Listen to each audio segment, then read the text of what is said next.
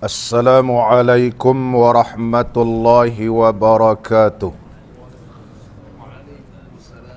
Alhamdulillahi rabbil alamin. Wassalatu wassalamu ala sayyidina wa nabiyyina wa habibina Muhammadin wa ala alihi wa ashabihi ajmain. Rabbi shrah li sadri wa yassir li amri wahlul 'uqdatam min lisani yafqahu qawli. Allahumma aftah alaina futuhal arifin warzuqna fahman nabiyyin wa ilhamal malaikatil muqarrabin. Ya hayyu ya qayyum ya rabb Musa wa Harun wa Nuhi wa Ibrahim wa Muhammadin sallallahu alaihi wasallam. Akrimna bi jawdatil hifzi wal fahmi warzuqna al hikmata wa thabata zihni wal aqli wal hilmi wal ilmi والنجاح في الدنيا والآخرة بحق سيدنا محمد صلى الله عليه وسلم يا رب العالمين. أما بعد. Alhamdulillah, bersyukur kita kehadrat Allah Subhanahu wa taala kerana dapat kita sama-sama pada malam ini berada di dalam majlis ilmu mempelajari sebuah kitab yang masyhur yang berjudul Al-Jauharul Mawhub, merupakan syarah kepada kitab Lubabul Hadis yang dikarang oleh Al-Hafiz Jalaluddin As-Sayuti rahimahullah ta'ala.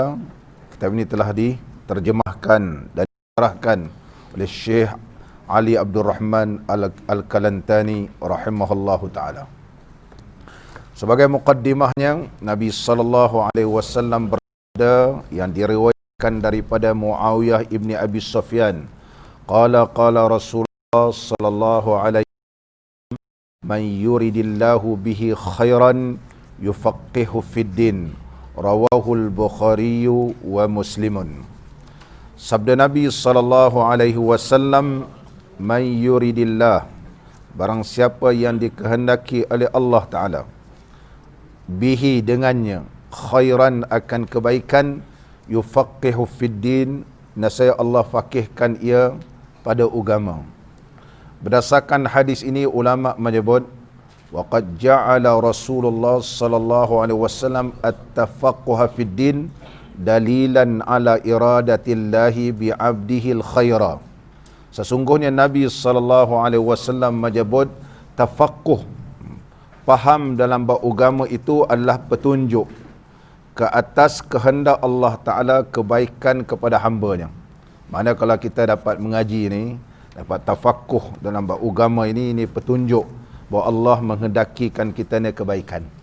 Kalau kita tak mau mengaji ni, itu petanda Allah Subhanahu Wa Ta'ala tak nak kita ni jadi baik.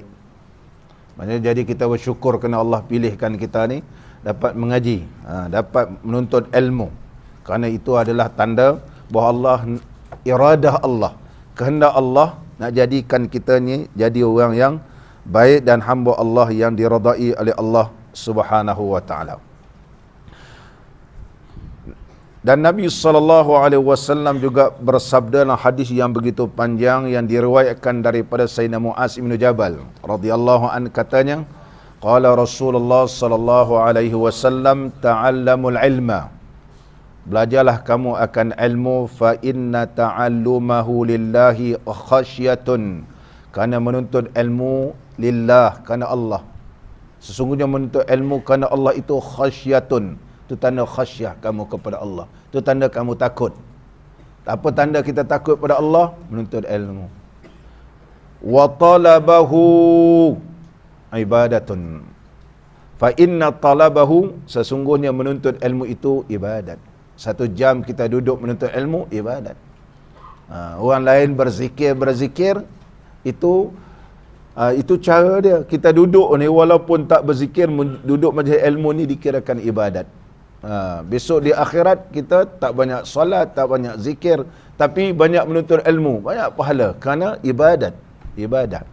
Wa muzakaratahu tasbihun, kita muzakarah berdasarkan kitab yang kita baca ni, itulah tasbih. Kita teliti satu-satu kitab kita ni, baca satu-satu. Itu tanda kita, maknanya kita macam bertasbih. Orang tahu subhanallah, subhanallah. Kita satu kita baca. Itu tasbih. Tasbih. Wal bahsa anhu jihadun. Kita bahaskan berdasarkan apa yang disabdakan oleh Nabi sallallahu alaihi wasallam, firman Allah, pandangan ulama tu umpama jihad. Wa ta'limahu liman la ya'lamuhu sadaqatun. Kita ajarkan orang yang tak tahu bab ilmu, tak tahu dalam bab fiqh ni, kita ajarkan. Hasil daripada kita dapat menuntut ilmu, sedekah rupanya. Tu dikatakan sedekah. Jeffrey lagi banyak sedekah kan. Seluruh dunia tahu. Menerusi Facebooknya. Sedekah. Jeffrey kata, aku tak banyak sedekah pun dalam dunia, tapi kerana disebarkan ilmu. Berapa kali blog pun tukar lain. Cuba lagi, banyak sedekah. Wa badlahu li ahlihi qurbatun. Dan kita korbankan untuk ahli keluarga kita menuntut ilmu, itu adalah satu perkara menghampirkan diri kita kepada Allah Subhanahu wa taala. Li'annahu ma'alimul halali wal haram, karena dia adalah petunjuk kepada halal dan haram. Wa manaru sabili ahlil jannah, manar, tempat suluhan jalan kepada syurga. Nara yanuru, fahuwa nara yanuru, mana cahaya. Tempat cahaya, manarun. Isim makan atau isim alat manarun, atau manarun tempat menyuluhkan cahaya, itu ilmu. Diumpamakan manarun oleh sebab kita sebut menara. Melayu pun ambil kalimah menara. Manarun bahasa Arab daripada kalimah cahaya. Manaru sabili ahlil jannah, ia adalah menara ataupun tempat suluhan jalan kepada syurga. Ini alhamdulillah Allah pilih kita. Mudah-mudahan Allah sentiasa memberikan kesihatan dan menambahkan ketakwaan kita kepada Allah Subhanahu wa taala. Pada malam ni kita teruskan lagi pembacaan kitab kita, masih lagi di bawah tajuk kelebihan birrul walidain, iaitu kelebihan berbakti kepada kedua ibu bapa. Dan tersebut dalam Ihya, betul. Qala al-musannif rahimahullahu ta'ala wa nafa'ana Allahu bi'ulumihi fid darain amin. Dan tersebut di dalam Ihya, itu kitab karangan Imam Ghazali rahimahullahu ta'ala, namanya Ihya'u Ulumiddin. Karangan Al-Imamul Ghazali, Ihya'u Ulumiddin, menghidupkan ilmu-ilmu agama. Merangkumi yang pertama, kelebihan ilmu dalam kitab Ihya. Kemudian membicarakan tentang akidah. Bicarakan akidah. Yang ketiga, membahaskan tentang bab fiqh ibadat. Kemudian membahaskan fiqh muamalat. Kemudian membahaskan fiqh mudakahat. Kemudian membahaskan tentang hak-hak jiran, macam mana cara kita adabul sohbah, berkawan. Dan last sekali membicarakan tentang perkara-perkara yang boleh merosakkan amalan, al-muhlikat nama dia. Dan membahaskan tiga sifat-sifat mazmubah dan sifat-sifat mahmudah. Oleh sebab itu dinamakan kitab itu ialah Ihya'u Ulumiddin. Tidak menjuzuk-juzukkan dalam bab ilmu, bahkan terangkum di dalam kitab tersebut keseluruhan ilmu. Ada ilmu akidah, ada ilmu fiqh dan ilmu tasawuf. Lengkap. Karangan iaitu Hujjatul Islam Al-Imam Abu Hamid Al-Ghazali rahimahullah ta'ala. Al-Imam Ghazali rahimahullahu ta'ala pada asalnya beliau adalah seorang ulama yang alim dalam ilmu fiqh. Beliau seorang ulama yang alim dalam ilmu fiqh. Kitab beliau paling masyhur Al-Wasid, Al-Basid, Al-Wajiz. Al-Wasid ada 8 jilid. Al-Basid masih lagi dalam manuskrip. Al-Wajiz ini memang banyak dicetak dan disyarahkan oleh ramai di kalangan para alim ulama. Di antaranya yang terkenal iaitu Al-Imam Rafi'i rahimahullah ta'ala telah mensyarahkan kitab Al-Wajiz menjadikan lebih kurang hampir kepada 16 jilid, namanya iaitu Fathul Aziz. Fathul Aziz. Dan kitab Al-Wajiz ni telah diringkaskan pula daripada Fathul Aziz, jadilah Raudatul Talibin li Imam Nawawi rahimahullahu taala. Sampailah kita ni baca kitab, berkata Imam Nawawi dalam kitab Raudah, berkatalah Imam Ar-Rafi'i dalam kitab Fathul Aziz ataupun Syarhul Kabir. Ini semua adalah rintitan daripada kitab daripada yang dikarang oleh Al-Imam Al-Ghazali rahimahullahu taala, dan Imam Ghazali mengambil ilmu daripada guru beliau Al-Imam Abdul Malik Al-Juwaini, iaitu mendapat gelaran Imamul Haramain. Kitab beliau yang paling terkenal iaitu Nihayatul Matlab fi Dirayatil Mazhab, kitab fiqh. Fiqhnya yang bernama Nihayatul Matlab fi Dirayatil Mazhab. Kitab ini dicetak dah, ada dijual. Dan Syekh Abdul Malik Al-Juwaini mengambil ilmu daripada Al-Imam Al-Buwaiti, anak murid Imam Syafi'i. Dan Imam Buwaiti mengambil ilmu daripada Imam Syafi'i rahimahullah taala. Imam Syafi'i mengambil daripada sahabat Nabi sallallahu alaihi wasallam, sahabat terus kepada Rasulullah sallallahu alaihi wasallam. Susur jalur pengajian Imam Ghazali ni hampir dengan Rasul sallallahu alaihi wasallam. Rasulullah, para sahabat, Imam Syafi'i, kemudian Imam Buwaiti, Abdul Malik Al-Juwaini, kemudian Imam Ghazali. Mana Imam Ghazali hampir dengan Imam Syafi'i dari sudut silsilah pengajian dan hampir dengan baginda Rasulullah sallallahu alaihi wasallam. Jangan pelekeh, jangan nak kita pandang lekeh pada Imam Ghazali, seorang ulama fiqh yang alim, ulama fiqh yang alim. Kemudian beliau mendalami ilmu di sudut ilmu akidah dengan guru beliau juga yang terkenal Syekh Abdul Malik Al-Juwaini, Imamul Haramain, yang mempertahankan akidah Ahlussunnah wal Jamaah. Tapi pendekatan Imam Ghazali ini tidak sama yang kita mengaji sekarang ni, iaitu berdasarkan susunan yang disusun oleh Al-Imam Sanusi bernama Ummul Barahim. Dia susun.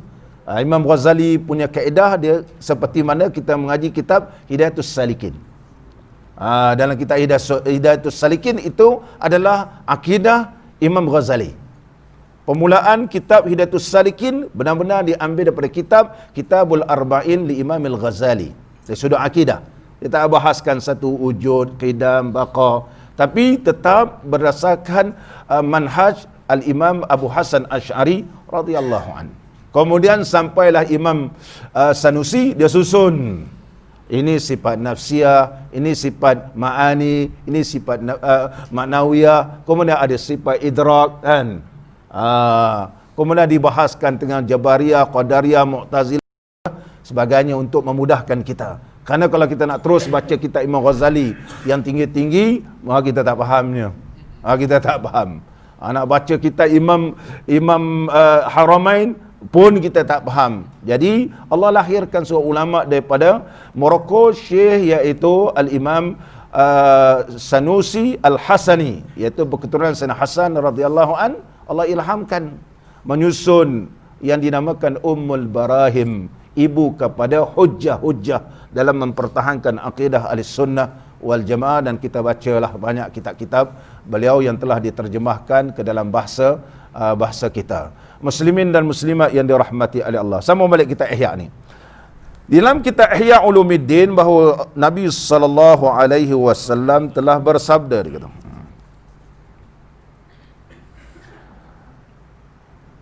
Innal jannata yujadu rihuha min masirati 500 amin wala yajidu rihaha aqun wala qati'u rahimin. Maksudnya sabda Nabi sallallahu alaihi wasallam bahwasanya syurga itu didapat akan baunya daripada perjalanan 500 tahun dan tiada mencium akan baunya oleh orang yang menderhaka akan dua ibu bapanya dan tiada mencium oleh orang yang memutuskan silaturrahim. Intaha. Mana ini yang diambil, dipetik daripada kitab Ihya Ulumuddin. Berdasarkan hadis Nabi sallallahu alaihi wasallam ini, orang yang memutuskan orang yang derhaka pada ibu bapa, bau syurga pun tak dapat. Bau syurga makna kalau bau pun tak dapat cium, sudah tentu tak masuk syurga. Yang kedua yang tidak akan dapat cium bau syurga ni, iaitu adik-beradik yang memutuskan hubungan silaturahim sesama mereka. Bukan mutus silaturahim dengan sahabat. Sahabat ni nama ada iaitu mutukas suhbah. Sebab itu Imam Ghazali menyebut dalam kitab Ihya Ulumuddin dalam babus suhbah. Begitu juga diterjemahkan kitab Lubab Ihya Ulumuddin ni, kitab ni ada dinamakan Lubab Ihya nama dia. Ataupun dinamakan sekarang ni Al-Mursyidul Amin fi Mukhtasar Ihya Ulumuddin, satu jilid saja. Kitab ni adalah merupakan ringkas Ihya Ulumuddin. Sebab Ihya Ulumuddin kalau nak baca, 4 guru mati pun tak habis lagi. 4 guru mati tak habis lagi Ihya Ulumuddin. Kalau nak baca satu-satu. Kalau baca sekali tak ada hurai, mungkin boleh. Tapi kalau hurai, barangkali tak habis. Oleh sebab itu, anak murid Imam Ghazali kata, Tok Imam, kalau nak mengaji Ihya ni, Tok Imam meninggal tak habis. Ringkaskanlah Ihya. Maka Imam Ghazali pun ringkaslah. Namanya Lubab Ihya Ulumuddin. Satu jilid je kitab ni. Kitab Lubab Ihya Ulumuddin ni, kalau kita baca, makna kita memahami keseluruhan Ihya. Keseluruhan Ihya. Lubabnya lub makna pati Ihya Ulumuddin. Maka Syekh Abdul Samad Palimbani melihatkan bahawa Lubab Ihya Ulumuddin ni begitu bagus. Alangkah baiknya kalau diterjemahkan ke dalam bahasa kita. Maka Syekh Abdul Samad Palimbani mula-mula dia terjemahkan kitab Lubab ini. Pada permulaannya, sebagaimana dalam muqaddimah kitab Sayrus Salikin. Kalau kita mengaji kitab Sayrus Salikin, muqaddimah menyebut begitu. Mula-mula dia terjemahkan. Tapi bila dia terjemah, dia pun ambil kitab ini, ambil kitab ni, ambil kitab ni untuk bagi faham, ambil kitab ni, kita jadi panjanglah. Jadi kitab Sayrus Salikin, sayru bukan siar, sayru. Sara sayr ni tariq. Kalau sirah lain. Sirah perjalanan. Tariq ni jalan menuju. Sayrus Salikin ay tariqus salikin. Jalan orang-orang yang salik. Jalan orang yang salib. Bukan siar. Siar jamak siratun, siratani siar. Itu sirah. Sirah Nabawiyah. Tapi ini Sayrus Salikin, perjalanan orang-orang yang salib menuju kepada Allah. Sayru. Bifatih sin wa sukunil ya. Sayru. Sayru. Sayrus Salikin. Walaupun saya tengok ada terjemah Melayu siar-siar, sebenarnya tak betul. Yang betulnya Sayru. Sayrus Salikin. Kemudian Syekh Abdul Samad hurai tambah-tambah, jadilah kitab ni begitu penting dan begitu detail. Pada asalnya nak terjemah kitab Lubab Ihya Ulumuddin sahaja. Jadilah sekarang 4 jilid. Jadi 4 jilid. Ini lengkap. Siapa mengaji Sayrus Salikin sampai khatam, sepertilah dia mengaji kitab Ihya Ulumuddin. Manakala dia mengaji Sayrus Salikin ni, kalau dia baca dalam bahasa Arab kitab Ihya Ulumuddin, boleh faham. Boleh faham. Hanya jilid yang keempat, dia payah sikit. Jilid yang keempat ni, masa saya di Pondok Lanai tu, Ustaz Awang mengajar Sayrus Salikin, Tuan Gojo Omar mula-mula dia tak izinkan jilid yang keempat. Mana jilid pertama, jilid kedua, jilid ketiga. Jilid keempat ni, tangguh dulu. Sebab cerita maqam yang tinggi. Maqam.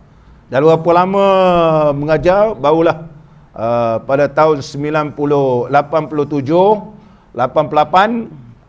masa saya di Pondok Lanai, ketika itu diajarkan jilid yang keempat Sayrus Salikin, kitab Sayrus Salikin, jilid yang keempat oleh Tuan Guru Awang, Amat Awang, Tuan Guru Haji Awang mengajar. Masih lagi Tuan Guru hidup lagi. Tuan Guru ni dulu dengan sibuk dengan malam berceramah. Budak tu mengaji, bila baca kitab waktu subuh tertidur, saya agak dia khusyuk apa dia tidur. Terlampau sibuk. Tapi begitu alim anak murid Tuan Guru Haji Omar Zuhdi rahimahullah taala. Muslimin dan muslimat yang dirahmati oleh Allah. Sebab bila masuk jilid yang keempat ni, cerita pembahagian wali kutub. Ada kutub Ghaus, ada kutub Ghaus Jami', ada kutub Ghaus Fard. Kutub ni macam mana nak sampai taraf wali kutub. Pembahagian wali kutub ni ada berapa wali kutub? Ada kutub nama kutub Fard, ada kutub yang nama kutub Ghaus. Maknanya seluruh kutub-kutub ni dia far Setiap wali anjab ada kutubnya. Wali anjab, ya anjab wa ya nuqaba wa ya, kan, yang kita baca rijalallah ainuni rijalallah aghithuni, dan kita sebut ya anjab wa ya anjab wala aqtab.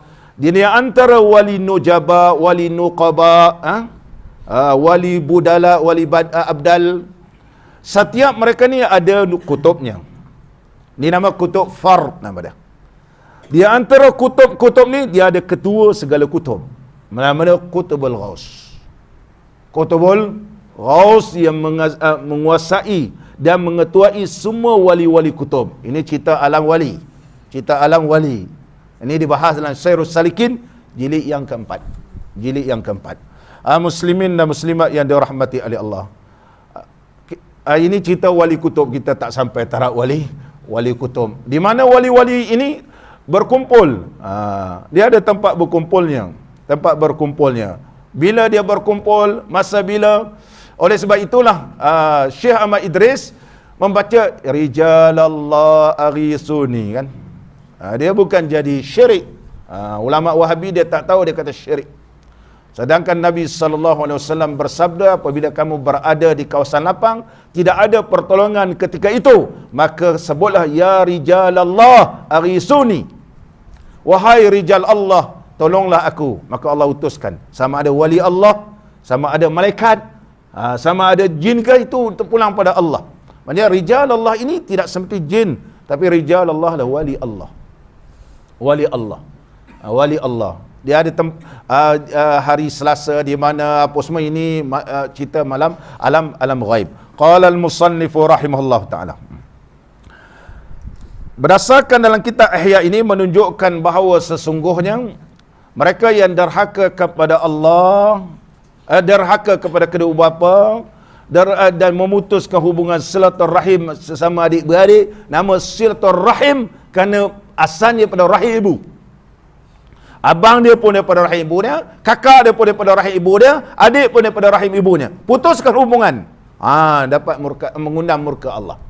Adapun sama kawan-kawan bukan satu rahim. Jeffrey dengan ini bukan satu rahim. Oleh sebab itu memutuskan sohbah namanya. Imam Ghazali disebut memutuskan persahabatan. Memutuskan persahabatan. Tapi adik-beradik memutuskan silaturahim. Diambil daripada rahim, rahimul ummi, iaitu rahim ibu. Oleh sebab itu dosanya begitu besar. Begitunya dosa begitu besar. Ini tak dapat mencium bau syurga. Bahkan malam Lailatul Qadar pun kalau orang lain dapat, dia takkan dapat. Kerana memutuskan hubungan silaturahim adik-beradik. Seterusnya lagi.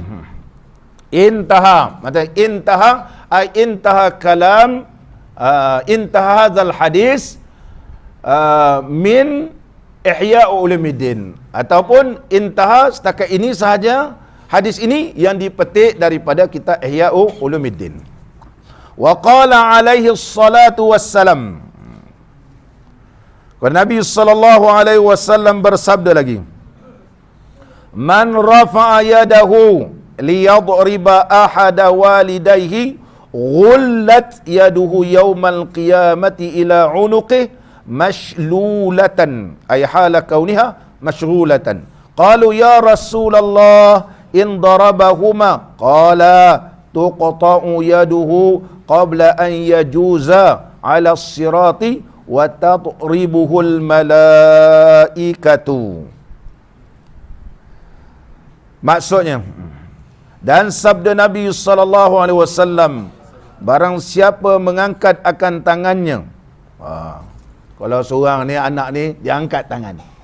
Angkat tangan sebab apa? Kerana memukul akan salah seorang daripada dua ibu bapanya.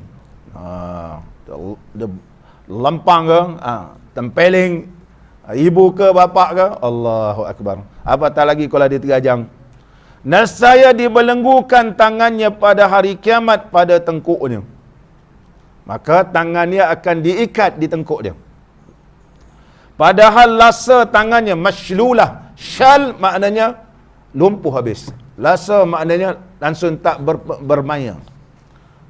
Masylulatan ay hala kauniha, hal keadaan dia ni masyulatan, dalam keadaan lumpuh, Orang kata shell. Shell.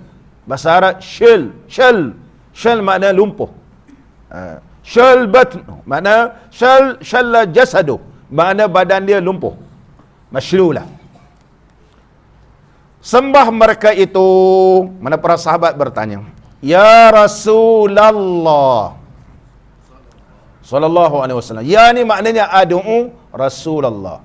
Ya harfun nida, rasula munada. Mansub dengan apa? Mansub dengan huruf ya. Takdir dia ad'u Rasulullah. Aku seru Rasulullah. Ya Rasulullah. Ya Habiballah. Tak boleh baca ya Rasulullah. Ada khata. Tak betul. Tak betul dia kaedah bahasa Arab. Ya mana ad'u. Fi'il fa'il. Rasulah maf'ulun bih. Mansub. Wa huwa mudhaf. Allah lafzul jalalah mudhafun ilaih. Ya Rasulullah ay ad'u Rasulullah. Ya Habiballah ad'u Habiballah. Terasa macam hampirnya Rasulullah sallallahu alaihi wasallam. Bila kita sebut ya Rasulullah, kita panggil wahai Rasulullah. Kita panggil dengan lembut ya Rasulullah, ya Habiballah. Kita memanggil bukan ya Rasulullah, ya Rasulullah. Tukar aja nama dia. Macam mana panggil Rasul? Wahai Rasulullah. Oleh sebab itu kita panggil ya Rasulullah. Abang Rahmat jangan panggil ya Rasulullah. Itu maknanya kita macam hardik Rasulullah. Kalau faham maksud ya Rasulullah, ad'u Rasulullah. Aku panggil engkau wahai Rasulullah. Macam mana panggil Rasulullah? Ya Rasulullah, ya Rasulullah, ya Rasulullah. Jangan pekik-pekik. Macam kita zikir la ilaha illallah. Sebut nama Allah. Dalam zikir ha itu dimatikan. Bukan ha tu kita tengking-tengkingkan sebab dia nama Allah. Jangan sebut la ilaha Allah, la ilaha Allah. Nama Allah mana boleh kita sebut kasar-kasar. Allah. Hanya dalam zikir ha itu dimatikan. La ilaha illallah. La ilaha illallah. Begitu. Oh gitu. La ilaha Allah, Allah, Allah. Mana kita panggil? Cuba panggil. Curi. Ini kena faham. Adab zikri. Adab zikir. Mati tetap mati. Dimatikan supaya ia memberi manfaat. Tetapi suara jangan ditengking-tengkingkan. Wala tajhar bis salatika wala tukhafit biha. Ud'u rabbakum tadarruan wa khufyatan. Sebutlah nama Tuhan kamu, serulah dalam keadaan khufyah, rasa takut. Dalam keadaan jangan terlampau menengking-nengking gitu. Ini kena, oleh sebab itu kita zikir-zikir banyak, tengking-tengking ini tak memberi manfaat. Tapi kalau kita betul cara zikir, maka ianya memberi manfaat sebab kita beradab dengan Allah. Begitu juga beradab dengan Rasul sallallahu alaihi wasallam, ya Rasulullah. Seolah-olah hampir Rasulullah depan kita. Dalam keadaan kita begitu menghormati dan rasa ihtiram, menghormati baginda Rasulullah dan juga mentakzimkan baginda Rasulullah sallallahu alaihi wasallam, ya Rasulullah. Dan jika memukul ia akan keduanya, kalau dua-dua ibu bapa ni dipukulnya macam mana? Sabdanya, jawab Nabi sallallahu alaihi wasallam, dipotong akan tangannya dahulu. Dua tangannya dipotong oleh Allah. Daripada lalu atas sirat. Sebelum dia lalu di atas titik sirat mustaqim, dua tangan kudung. Macam mana orang tangan kudung lalu atas titi? Macam mana? Jeffrey, kita lalu, kalau sebatang ada pohon ataupun sebatang kayu ataupun batang kelapa, contohnya kita lalu macam mana? Begitu. Apatah lagi titik siratal mustaqim itu begitu halusnya, lebih halus daripada mata pedang. Tangan tak ada dua-dua, tak ada imbang, dah tentu menjunam terus jatuh dalam api nerakanya. Itu mana bahasa kiasannya. Masa kiasannya menunjukkan bahawa memang neraka lah, begitu. Tempatnya adalah neraka. Begitu. Dan dipukul akan dia, akan orang tadi yang derhaka mak bapak dia tadi, yang belasah mak bapak dia, oleh malaikah, oleh para malaikat. Mana bukan seorang malaikat, malakun malakani malaikatun. Mana ramai para malaikat yang pukul dia. Kalau malakun, satu malaikat. Malakani, dua malaikat. Malaikatun, ramai.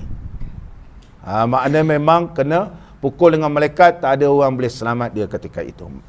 Dan riwayat daripada Muhammad Ibn Ka'ab Al-Qaradi ataupun Al-Qardi rahimahullahu ta'ala, katanya mati seorang laki-laki pada zaman Nabi Allah Isa bin Maryam.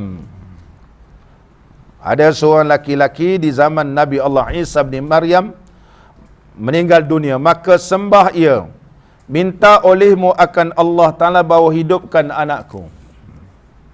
Maka datanglah ibu dia, minta kepada Nabi Allah Isa bin Maryam menghidupkan anak dia. Sebab dia antara mukjizat Nabi Allah Isa bin Maryam boleh menghidupkan orang mati. Itu di antara mukjizat Nabi Allah Isa bin Maryam yang Allah berikan.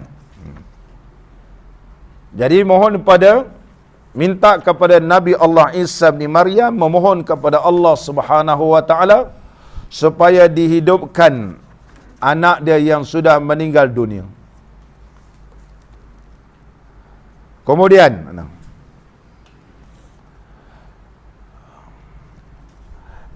dan ada ia anak itu menderhaka bagi ibunya, sedangkan anak ni derhaka pada mak dia. Maka menghubungkan dia syafaqah, tapi mak ni sian, ada sifat belas kasihan, syafaqah kepada anak dia walaupun derhaka. Kasih sayang, ada sifat syafaqah, ada sifat belas kasihan dan kasih sayang lagi anak lah. Maka datang ia kepada Nabi Isa bin Maryam alaihi salam. Maka bertemu kepada Nabi Allah Isa, kerana Allah berikan mukjizat Nabi Allah Isa ni boleh hidupkan orang mati. Maka sembah ia, minta olehmu akan Allah Ta'ala bahawa hidupkan anakku. Ya Nabi Allah Isa bin Maryam, mohonlah pada Allah Ta'ala supaya hidupkan anakku walaupun sebentar. Aku nak tanya macam mana keadaan dia lepas mati ni. Supaya aku tanya akan dia daripada halnya. Maka minta doa ia, Nabi Allah Isa minta doa kepada Allah Ta'ala. Maka menghidupkan dia Allah Subhanahu Wa Ta'ala. Ya, hidupkan ialah Allah. Allah ialah yuhyi wa yumit. Yuhyi, yang menghidupkan Allah. Hanya Nabi Allah Isa ni minta pada Allah Ta'ala. Maka Allah makbulkan permintaan Nabi Allah Isa bin Maryam, hiduplah anak ni. Maka berkata ia, apa hal kamu? Maka katanya, hai ibu. Dah hidup, mak dia pun tanya, kau macam mana lepas mati lu? Dia kata. Sebab dulu dia belasah mak dia. Bila dah meninggal, mak dia rasa, kalau aku tak maafkan dia macam mana dalam kubur. Begitu. Maka dia tanya, macam mana kamu lepas mati ni? Maka katanya, hai ibuku, tiap-tiap jerakah yang aku jerakah, dia kata, pada muka engkau itu diteriakkan oleh malaikat khazinil nar. Maka sekali aku hadik, kan? Malaikat, dia kata, hadik saya ni, mak, dia kata, iaitu penjaga neraka. 70 teriak. Satu teriak penjaga neraka ni, hancur bumi ni. Sekali teriak. Ini pula 70. Tiap-tiap satu teriak seperti bahawasanya ahli masyrik dan ahli maghrib teriak atasku sekaliannya. Dia umpamakan penduduk di timur dan barat teriak aku. Satu teriak malaikat yang penjaga syurga neraka ni diumpamakan seluruh penghuni timur dan barat. Tak boleh gambarkan. Mana cerita ni disebut dalam kitab-kitab, jangan derhaka mak bapak begitu. Jangan derhaka mak bapak. Balasannya siksaan Allah amat pedih, dia kata. Muslimin dan muslimat yang dirahmati oleh Allah. Sambung lagi. Dan hikayat daripada Atha ibnu Yasar bahawasanya kaum musafirin berhandi mereka itu pada satu padang. Ni cerita. Ada orang bermusafir. Ni disebut dalam kitab Targhib wa Tarhib. Berbeza-beza sedikit dia punya cerita. Dalam kitab kita ni, cerita dia begini. Dalam kitab Targhib wa Tarhib. Kemudian dalam kitab Al-Yawaqi wal Jawahir yang pernah saya baca di surau ni pun dia lain sikit. Tapi maksudnya sama. Dan begitu juga dalam kitab Nuzhatul Majalis pun ada cerita kisah ini. Ceritanya lebih kurang sama lah. Dalam kitab Al-Yawaqi wal Jawahir fi uqubati ahli al-kabair, Syekh Zainuddin Al-Sumbawi, orang berada di Sumbawa, Lombok, itu belah-belah sana. Di Sumbawa ni ramainya orang alim. Pesantren pun banyak di Sumbawi. Nisbah kepada Sumbawi. Yang telah kita baca kitab di sini dalam pada tahun 2006 dulu. Sekarang dah nak masuk 2020 dah. 2006 lama dah. Jeffrey pun dah banyak uban dah. Begitu. 2006 lama lah baca kitab tu, dah lama kita khatam. Al-Yawaqitu wal Jawahiru fi uqubati ahli al-kabair. Terjemahan daripada kitab Syekh Abdul Wahab Asy-Sya'rani rahimahullah taala. Syekh Zainuddin As-Sumbawi rahimahullah taala. Sambung kisah. Mereka ni lalu. Orang musafir ni lalu. Berhenti mereka itu pada satu padang, maka mendengar mereka itu dengan teriak himar. Bunyi himar. Bunyi kaldai. Sehingga Nabi SAW bersabda, barang siapa mendengar bunyi kaldai, maka berlindunglah kepada Allah. A'udzubillahi minasyaitanirrajim. Sebab bunyi dia macam bunyi syaitan. Bunyi kaldai. Pagi-pagi banyak bunyi kaldai ni. Bunyi kaldai. Teriak macam bunyi teriak himar. Hingga menjagakan akan mereka itu semalam-malam. Tiada tidur mereka itu. Bunyi macam bunyi himar. Sampai tak boleh tidur. Maka tak kala berpagi-pagi, pergi mereka itu ke tempat yang mendengar mereka itu daripadanya. Cari-cari mana bunyi ni sampai tak boleh tidur. Bunyi sakit perut ke himar ni kan. Tengok-tengok tak ada himar pun. Tak ada kawasan lapangan, tak ada himar. Ya ada kubur. Himar tak ada, tapi bunyi himar. Pelik dia kata. Maka tiba-tiba ada satu rumah daripada bulu. Adalah sebuah rumah yang diperbuat daripada bulu. Ini betul-betul kampung lah. Kalau kampung-kampung, kalau zaman dulu lah, zaman saya di Mesir dulu, di Tonto, tepi-tepi cawangan Nil tu, banyak rumah orang-orang kampung. Diperbuat daripada lumpur. Itu memang miskin betul. Tepi-tepi tu. Dah tu ada sawah dia orang. Sekarang tak tahulah dulu, zaman dulu. Jadi rumah dia orang ni dibuat daripada jerami. Mana jerami datu batang-batang jagung kan. Dia letak atas. Jadi kalau musim panas, orang lain panas, dia tak panas. Dia sejuk. Tambah dinding ni pula daripada lumpur, daripada tanah. Saya tanya macam mana buat tanah ni? Boleh melekat, bukan dia pakai simen, tanah betul. Dia campur dengan telur. Lebih daripada itu saya tak tahu. Lebih daripada itu saya tak tahu. Dia campur dengan telur, lepas tu lain tu saya tak tahu. Dia kemudian dilumur-lumurkan jadi rumah betul. Cantik je. Sebab sana jarang hujan. Atas ni penuh dengan batang jagung lah, jerami, gandum dan sebagainya. Nanti musim panas, duduk dalam memang tak panas. Orang lain panas terpaksa aircon, dia tak payah aircon. Itu di tepi-tepi cawangan Sungai Nil. Dia betul-betul berhampiran dengan universiti saya dulu. Dengan Universiti Al-Azhar, betul-betul berada di tengah sawah. Ini universiti, kelilingnya sawah. Kalau naik basikal, lalu celah-celah sawah ni dulu. Ini semua sungai, nampak pakcik mancing lah apa semua. Itu masa saya di Tonto dulu. Di Mesir. Qala al-musannifu rahimahullah ta'ala. Jadi, cari-cari tak ada. Jumpalah satu buah rumah yang diperbuat daripada bulu ni, mungkin rumah orang Arab lah. Rumah orang Arab Badui, macam orang Arab Badui. adalah di dalam rumah tu seorang perempuan tua dan ada padanya seorang perempuan tua. Maka berkata mereka itu baginya. Jadi orang yang bermusafir ni tanyalah makcik ni. Apa dia kata? Senya kami dengar suara teriak himar dan menjagakan kami semalam-malam dan tiada kami lihat pada kamu himar. Katanya demikian itu suara anakku.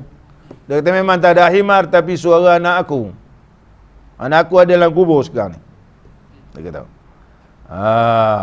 Suara itu suara anak aku adalah ia berkata bagiku, ya himar. Kalau dalam kitab Arab dia cerita panjang. Anak dia ni bila balik mabuk, toyong hayang. Toyong hayang. Mak dia kata, dah lah nak, jangan mabuk-mabuk. Malam-malam balik kan. Ini kena tuak ni kan. Oh toyong, janganlah mabuk. Dia apa cakap? Inhamiqi kal himar. Mak ni macam himar. Nyalap. Begitu. Ya. Begitu. Macam himar lah. Nyalap. Begitu lah. Macam tu contoh. Jadi oleh sebab itu, kerana dia sikit-sikit himar. Orang Arab ni, anta himar. Yang biasa. Himar ni yang paling hina lah. Begitu. Anta himar. Kalau marah pun, himar. Kalau kita marah, baby. Begitu. Itu budaya orang Malaysia kan. Sana tak ada khinzir. Susah nak jumpa. Yang nampak ialah himar. Biar bahasa mulut Arab ni sebut himar. Dia cakap mak dia, himar. Mari himar. Dia panggil mak dia, mari himar. Ya himar, mari. Ya himar, mana pergi. Dia kata. Maka aku minta doa ke Allah Ta'ala. Mak dia pun bila anak cakap himar, dia pun doa ke Allah Ta'ala. Bahawa jadikan anak dia ni himar. Bila mati esok jadi macam himar. Maka demikianlah kelakuannya pada masa ia mati. Teriak seperti himar tiap-tiap malam hingga subuh. Ini cerita. Banyak sangat visi ni. Cerita ni saya tengok banyak sangat. Sebagai mengingatkan kita. Betul ke tak betul, tapi ini sebagai peringatan. Tidak mustahil Allah tukarkan seseorang itu di dalam kubur menjadi babi, menjadi himar. Itu sabit hadis riwayat Imam Tirmizi. Dalam kubur, ya. Sebelum masuk dalam kubur, itu ya. Banyak orang kata, dulu pernah gempar di Malaysia ni kan. Mayat jadi babi. Abang ingat tak? Sahabat saya juga ceramah, mayat jadi babi, dia kata. Tapi sebenarnya tak ada. Mayat jadi babi. Heboh. Gempar masa tu. Tapi dalam kubur, memang ada riwayat. Tukar jadi babi, tukar jadi kera, tukar jadi himar. Tidak mustahil. Mungkin mereka ni yang musafir ni ialah ahlul kashfi. Mereka ni ahlul kashfi. Maka Allah singkapkan sehingga boleh terdengar bunyi sesaan di dalam alam kubur. Ini ahlu kasyaf. Oleh sebab itu Imam Abu Hasan As-Sazuli rahimahullah ta'ala mengajar kepada anak murid dia, jangan mintakan kasyaf.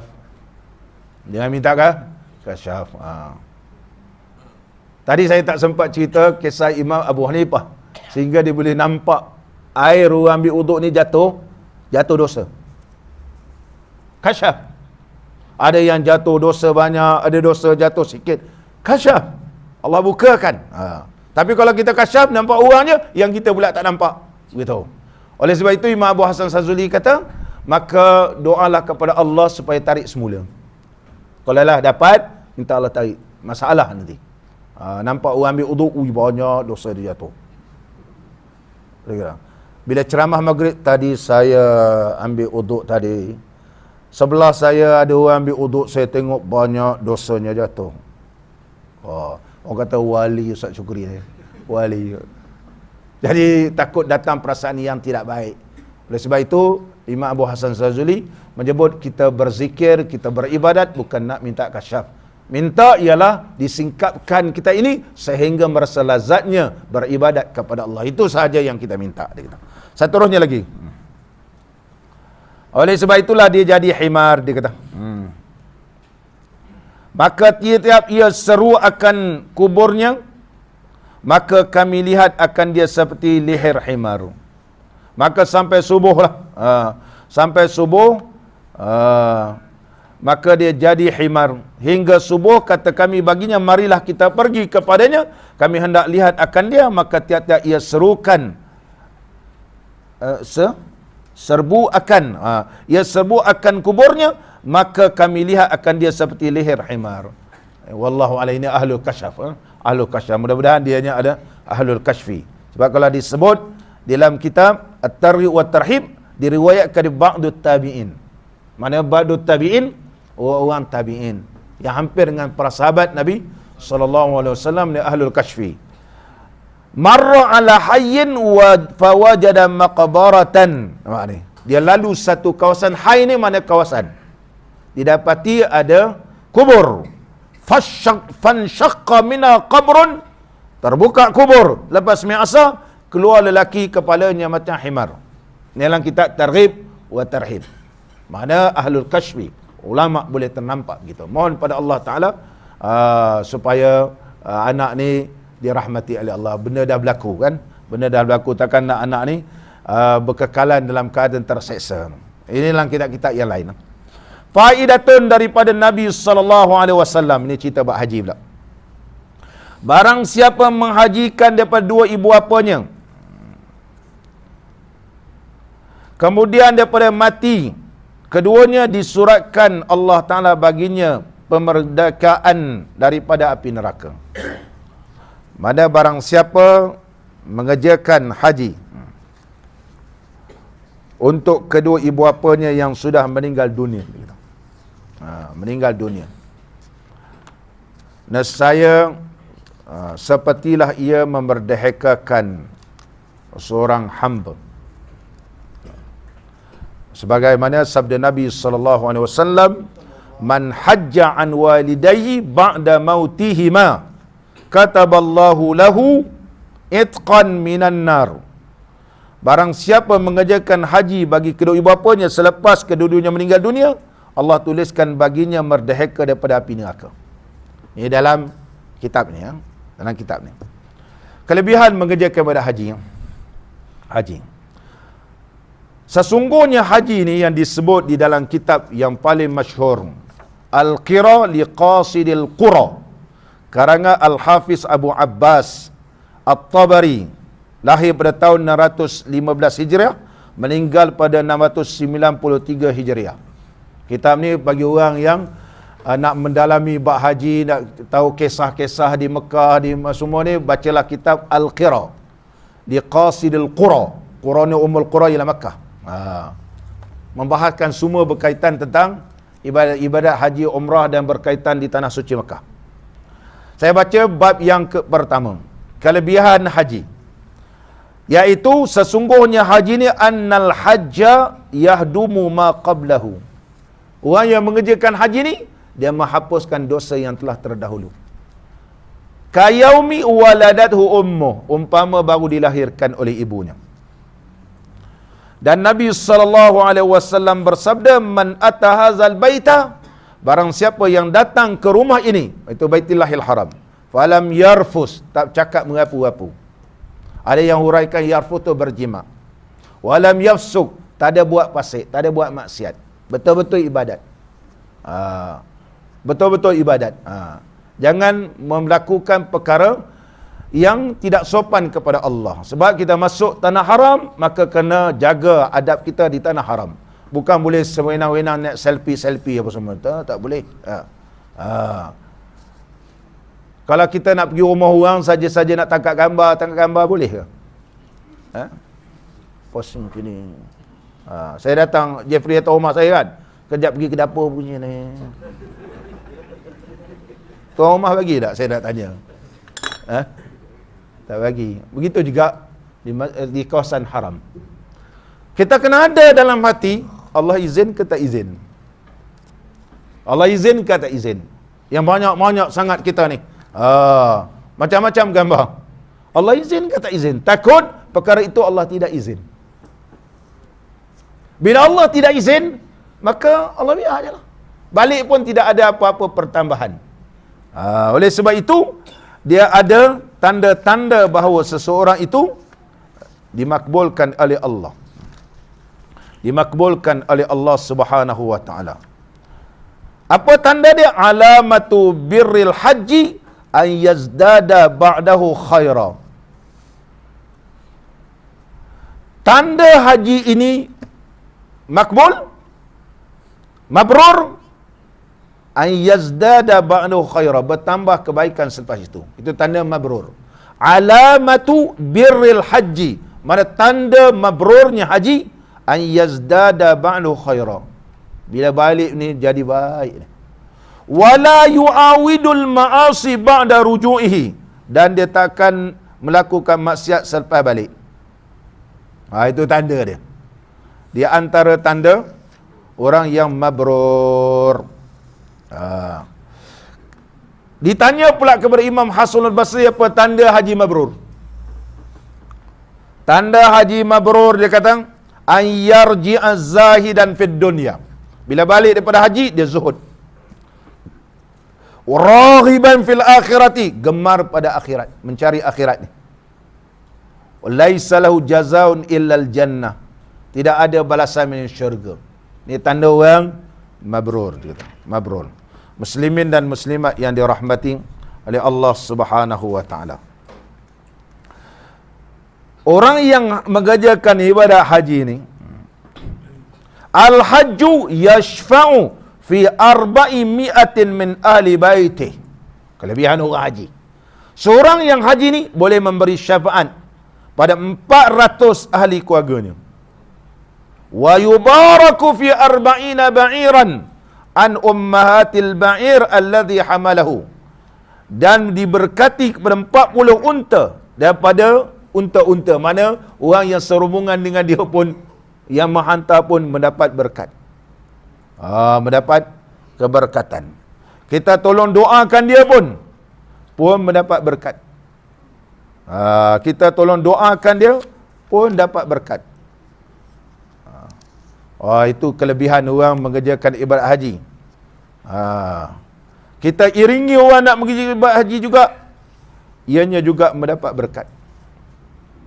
Oleh sebab itulah Nabi SAW mengingatkan kepada kita, ya'ti 'alan nasi zamanun, akan datang satu zaman, yahujju aghniya'u ummati lin-nuzha, akan tiba satu zaman di kalangan umat aku ini, orang kaya-kaya ni kerja haji kerana nak melancong. Wa awsatuhum litijarah, yang tak kaya-kaya ni, orang pertengahan ni, kerana nak berniaga. Wa qurra'uhum, qori-qorinya, lirriya'i was sum'ah, riya' dan sum'ah. Kalau dulu, zaman dulu lah, zaman dulu bila musim haji ni, ramai qori datang, terutama daripada negara-negara Mesir. Dia akan memperdengarkan bacaan zaman-zaman 70-an, 80-an begitu, sebelum dia ambil alih ni. Itu sebab di Malaysia pun ada qori. Qori Malaysia, dulu Malaysia tak tahu lagu-lagu ni, tak tahu lagu, kerana balik daripada siapa, Mak Pergau, qori dulu. Dia gabungkan dia antara Hijaz kemudian Mesir, itu nama Bayati macam-macam, Bayati Suri, Syria, Bayati Mesri, Mesir kan. Ada lagu Nahwan, iaitu di Nahwan. Ada lagu Hijaz, itu lagu di Hijaz, Hijaz. Ada lagu Jaharkah, ada lagu Jaharkah. Ni adalah nama tempat-tempat lagu. Kemudian lagu-lagu ni lagu-lagu orang Arab. Kalau kita dengar Ummil Kasum, Yasmin, lagu-lagu orang dulu-dulu, Ummil Kasum, sehingga ada orang buta di Malaysia ni, dia ambil ala baladi, ingat tak? Jual minyak tu. Ala baladi kan. Itu lagu Ummil Kasum. Ummil Kasum, tapi dia ubahkan sikit. Itu lagu Ummil Kasum, ala baladi. Mana ala baladi, tempat aku ini. Cerita tempat aku, ala baladi kan. Kemudian lagu ini diubahkan sikit sesuai dengan bacaan Quran. Sebenarnya lagu tu lagu Hijaz ke apa semua, lagu orang Arab. Lagu orang Arab. Bukan lagu daripada Nabi SAW. Lagu-lagu ni belajar bayati ke apa semua, tidak ada daripada Nabi SAW. Itu lagu orang Arab nama dia. Sampai Ismail Hashim, dia tambah pula lagu Hindustan lah apa semua dah, dia bacaan Quran dia. Daripada ikut cara sini, pelik orang Arab. Hakim-hakim yang Arab tak pernah dengar lagu ni, dia kata. Sebab dia lagu-lagu Hindustan. Lagu Hindustan. Tak salah tuan-tuan. Wal fuqara'uhum lil mas'alah. Adapun orang fakir pula pergi ke ngerja haji nak minta sedekah je. Tak heran kita. Kalau pergi nanti musim haji macam-macam orang minta sedekah, kudung sana, kudung sini. Ada. Ini disebut oleh Nabi SAW.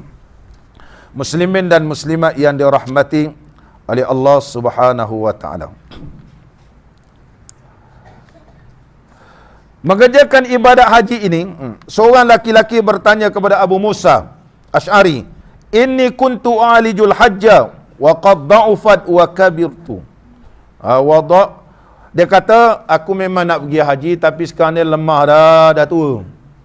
Dah tua. Itu sebab kalau nak pergi haji biar muda-muda. Fahal min syai'in ya'dilul hajja? Adakah satu amalan yang menyamai seperti haji? Qala hal tastati an ta'tiqa 70 raqabatan mu'minatan? Adakah kamu mampu untuk memerdekakan 70 orang hamba abdi perempuan yang beriman daripada anak Nabi Allah Ismail alaihissalam? Tak akan mampu. Tak ada satu yang sebandir dengan mengerjakan ibadat haji. Muslimin dan muslimat yang dirahmati oleh Allah. Kemudian kerana besarnya pahala mengerjakan ibadat haji ini, Siti Aisyah berkata, "Fala ada'ul hajja ba'da id sami'tu hadza min Rasulillah sallallahu alaihi wasallam." Selepas itu aku tidak pernah meninggalkan haji. Selepas dengar hadis Nabi sallallahu alaihi wasallam, tidak ada balasan haji ini, haji mabrur, melainkan syurga Allah. Syurga Allah. Kemudian mengerjakan ibadat haji kepada orang yang sudah meninggal dunia, orang yang meninggal dunia. Muslimin dan muslimat yang dirahmati oleh Allah. Jadi kalau kita melakukan ibadat haji kepada mereka yang sudah meninggal dunia, ataupun kita hajikan untuk orang lain, bagaimana pahalanya?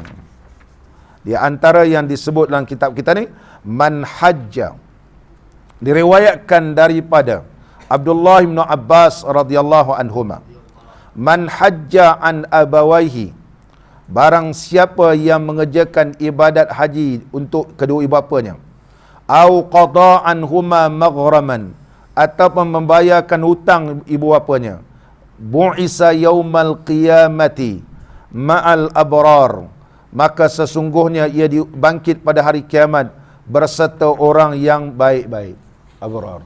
Dan diriwayatkan daripada Sayyidina Jabir radhiyallahu an, daripada Sayyidina Jabir, man hajja an abihi, barang siapa mengerjakan haji untuk bapa dia, au an ummihi, ataupun untuk ibu dia, faqad qada anhu hijjatahu, sesungguhnya ia telah menunaikan haji untuk ibunya.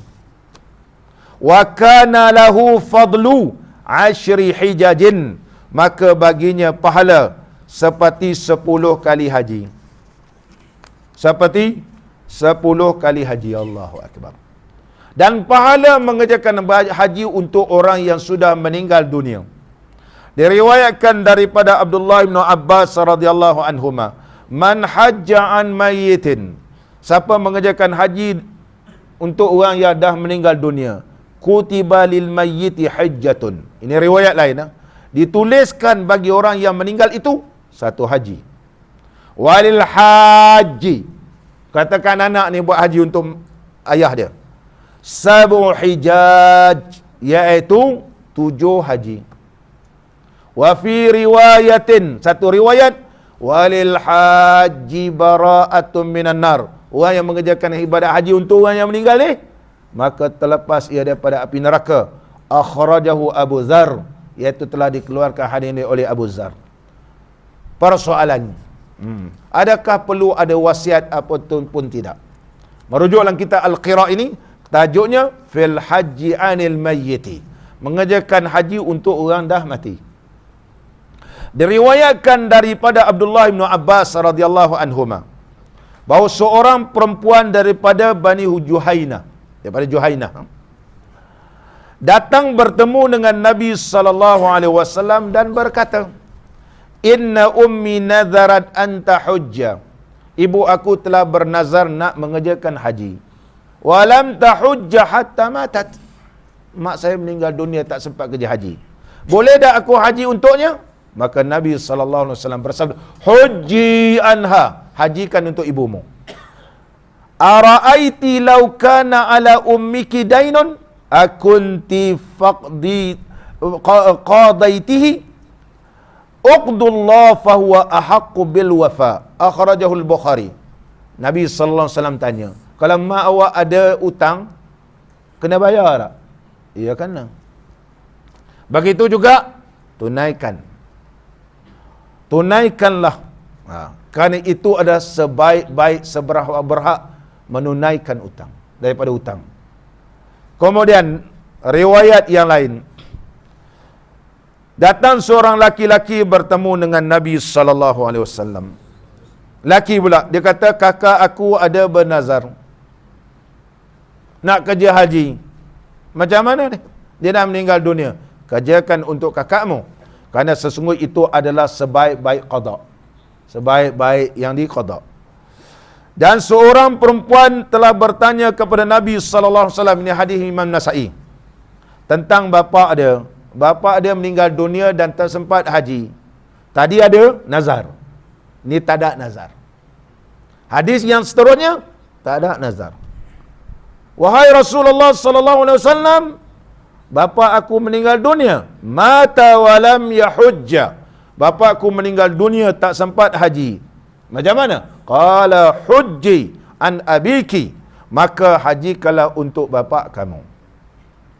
Berdasarkan hadis ini, ulama menyebut hazil hadis atau hazil ahadisu adullu dalilin ala jawazil haji anil mayyiti.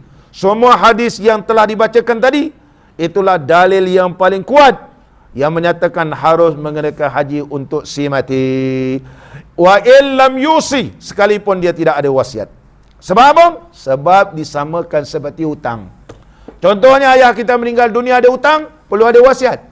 Basri, kalau ayah mati besok, ayah ada hutang ni, ayah wasiat ni, bayar hutang ayah. Walaupun tak ada wasiat, kena bayar hutang. Maka kerana dia rukun Islam, kalau dia tak sempat, kita berkesempatan, ya Allah buatkan. Pahalanya begitu besar. Dia antara riwayat Abdullah bin Abbas radhiyallahu anhuma, pahalanya seperti mengerjakan 7 haji. Adalah riwayat yang lain juga menyebut, iaitu barang siapa yang mengerjakan untuk kedua ibu bapanya. Untuk kedua ibu bapanya. Tadi seorang, ini kedua-dua bapa dia. Maka dia dibangkitkan pada hari kiamat tergolong orang yang baik-baik belaka, minal abrar. Kalau dia kerjakan untuk ibu atau bapaknya, satu riwayat kata 7, satu riwayat kata 10, maknanya besar. Bila kita jumpa riwayat 7, 10, ini menunjukkan besar, bukan mesti tepat dalam kaedah ilmu hadis. Muslimin dan muslimat yang dirahmati oleh Allah, riwayat daripada Zaid bin Arqam radhiyallahu an, "Idza hajja ar-rajulu an walidayhi." Apabila seorang laki-laki mengerjakan ibadat haji untuk kedua bapanya, tuqabbila minhu wa minhuma. Allah, dia pun diterima oleh Allah, kedua ibu bapa dia pun juga diterima. Kita kalau buat sendiri, belum tentu. Kalau untuk mak bapak kita, dia kata dijamin.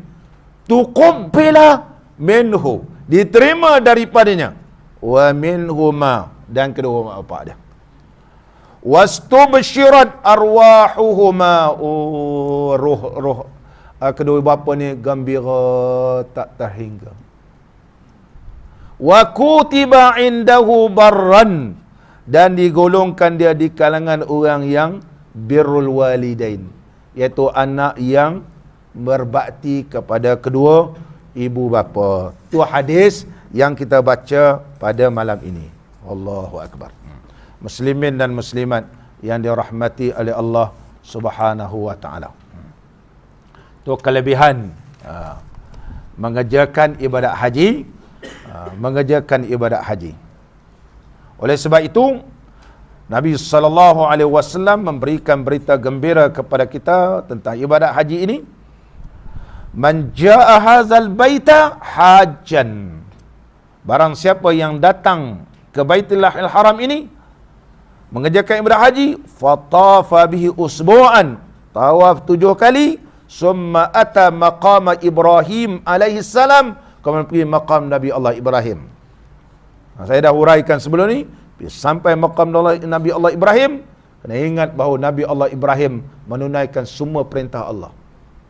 Maka kita semayang di belakang maqam Nabi Ibrahim ni berazam dan bertekad sebagaimana yang dilakukan oleh Nabi Allah Ibrahim. Wa idza betala Ibrahim rabbuhu bi kalimatin fa atammahunna. Wa idza betala Ibrahim rabbuhu bi kalimatin fa atammahun. Qala inni ja'iluka lin-nasi imama. Qala wa min dhurriyyati. Allah berfirman, kami telah ujikan Nabi Allah Ibrahim. Semua ujian ni ditunaikan oleh Nabi Allah Ibrahim. Oleh sebab itu, kita bila semayang saja di belakang maqam Nabi Allah Ibrahim, begitu. Dan maqam Nabi Allah Ibrahim ni daripada syurga. Yang turun ke bumi ni Hajarul Aswad. Di antaranya maqam Nabi Allah Ibrahim.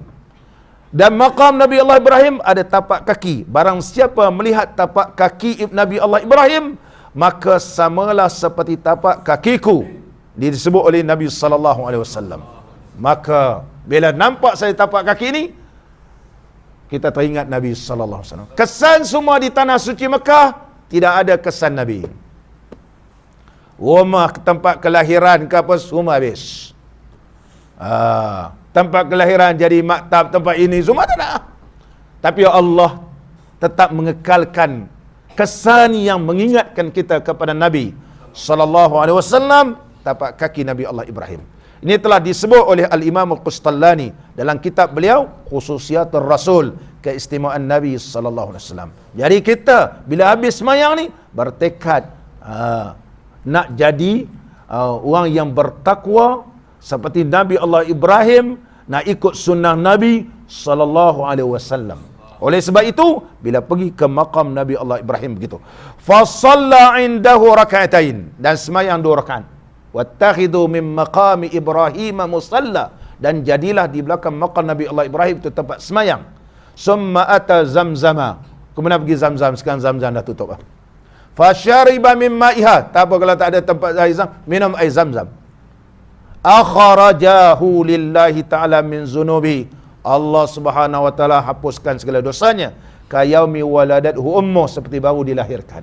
Dan sunat mengambil air Zamzam ni disapukan di kepala ataupun disapukan di muka, mengambil lil barakah. Bila minum air Zamzam ni, ambil sapu supaya berkat air Zamzam tu dapat kat di kita. Itu cara gitu. Mudah-mudahan bila balik mendapat haji yang mabrur. InsyaAllah kita sambung akan datang. Mudah-mudahan pertemuan kita diberkati dan diridai oleh Allah Subhanahu wa taala. Allahumma salli ala Muhammad, ya Rabbi salli alaihi wa sallim. Allahumma salli ala Muhammad, ya Rabbi salli alaihi wa sallim.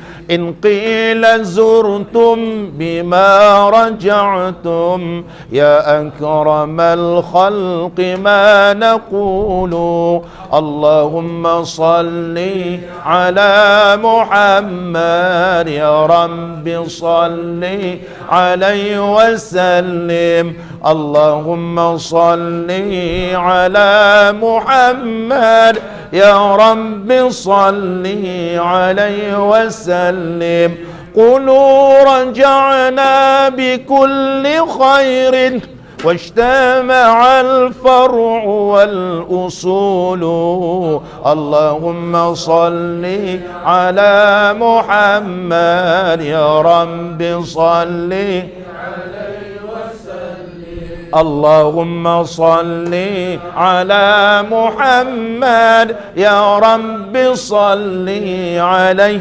وسلم لولاك يا زينة الوجود ما طاب عيشي ولا وجودي اللهم صل على محمد يا رب صل عليه وسلم اللهم صل على محمد يا رب صل عليه وسلم ولا ترنمت في صلاتي ولا ركوعي ولا سجودي اللهم صل على محمد يا رب صل عليه وسلم اللهم صل على محمد يا رب صل عليه وسلم أيا ليالي الرضا علينا عدي ليخضر منك عودي اللهم صل على محمد يا رب صل عليه وسلم اللهم صل على محمد يا رب صل عليه وسلم أدي علينا بكل خير بالمصطفى طيب الجدود اللهم صل على محمد يا رب صل عليه وسلم اللهم صل على محمد يا رب صل عليه وسلم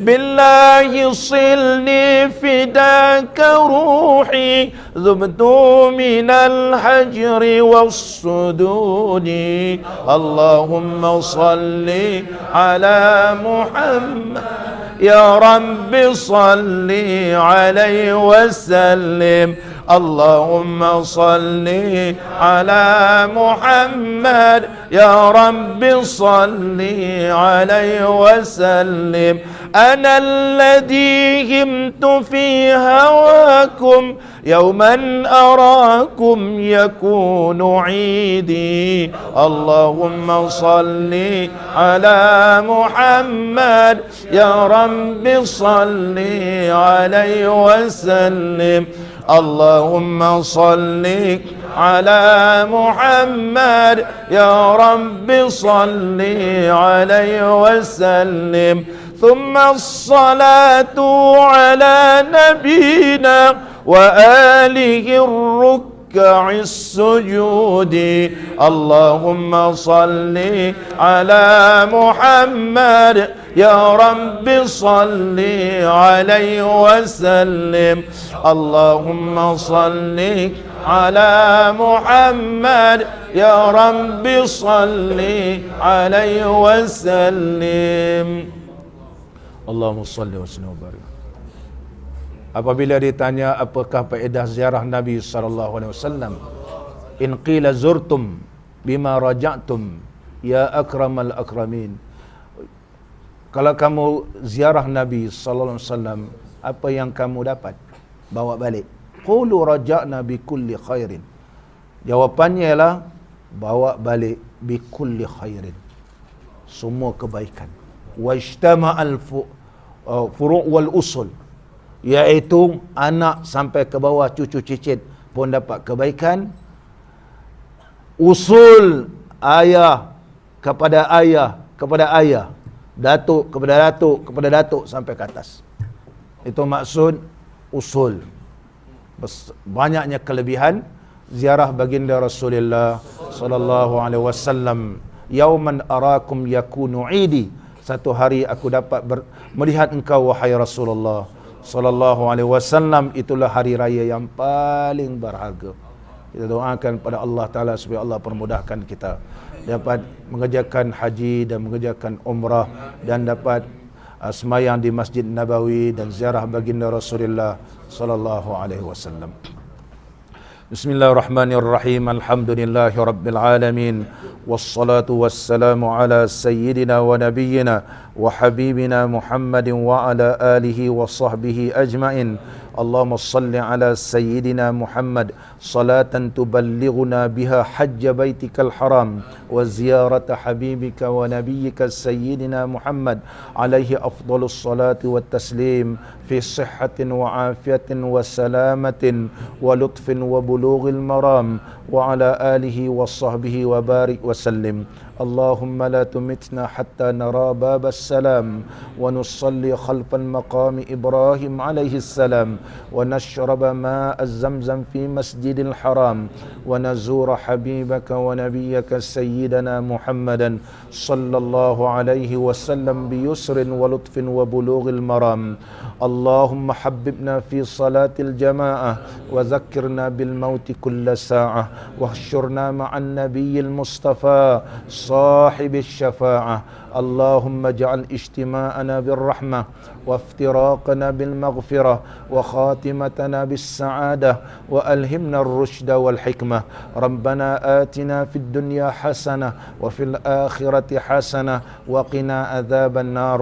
وصلى الله على سيدنا محمد وعلى آله وصحبه وبارك وسلم والحمد لله رب العالمين. أقم الصلاة.